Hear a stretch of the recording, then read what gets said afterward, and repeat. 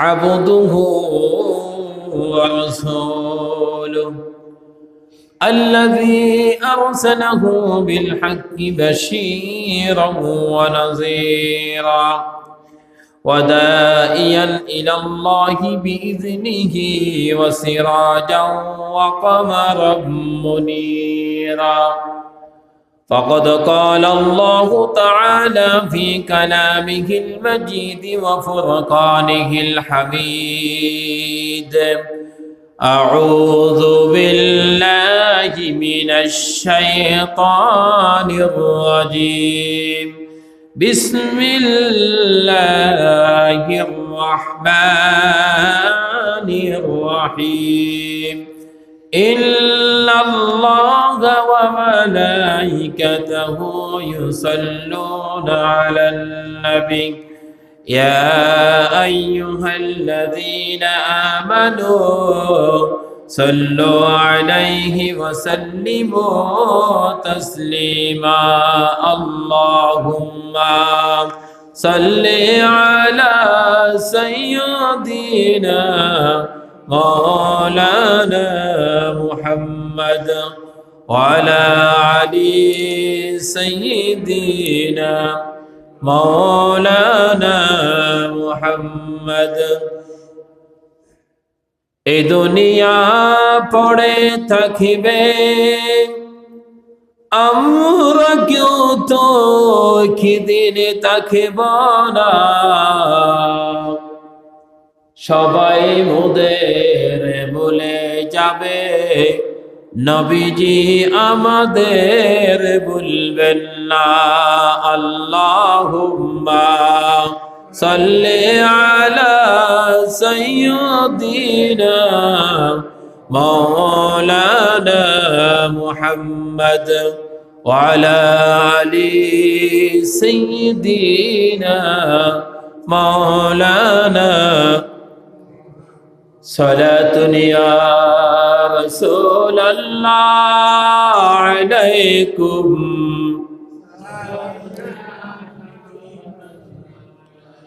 है मेरा जो नबी अर्शे बरी है मेरी मेराज यसरिफ की गली में सला दुनिया रसूल अल्लाह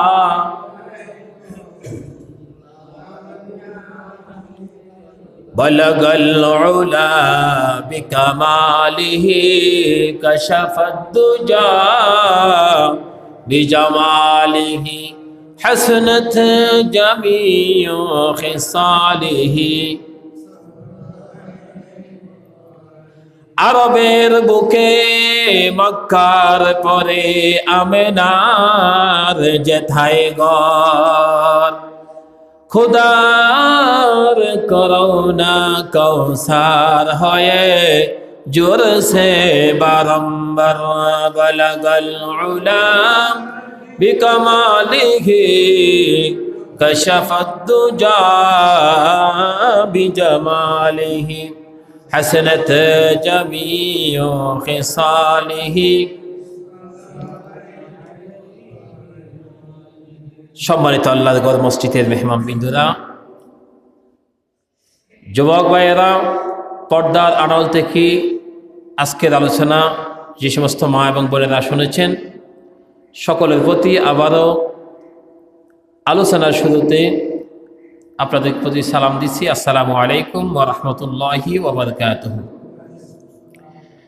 আল্লাহ সুবহানাহু ওয়া তাআলার দরবারে লক্ষ কোটি শুকরিয়া আদায় করছি যে আল্লাহ সুবহানাহু ওয়া তাআলা মেহেরবানি করে দয়া করে হায়াত দিয়ে সুস্থতার সাথে আল্লাহর ঘর মসজিদ পর্যন্ত আসার জন্য বসার জন্য তৌফিক দিয়েছেন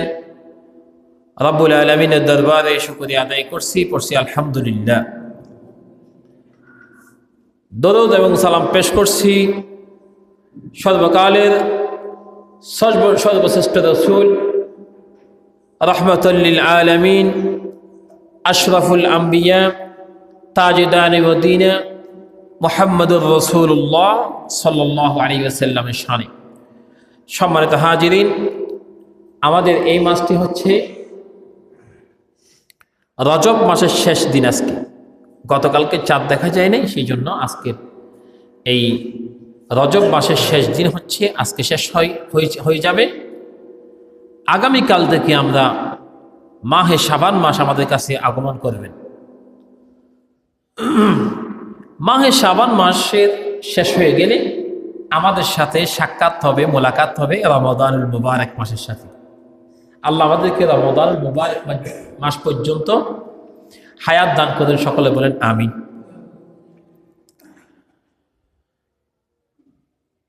যেহেতু আমরা প্রত্যেকটি জুমায় ধারাবাহিকভাবে আলোচনা করে যাচ্ছি, আজকের জুমাইও আমাদের একই রকম আলোচনাটা গত জুমায় আমরা আলোচনা করেছিলাম। আমাদের আলোচনার বিষয় ছিল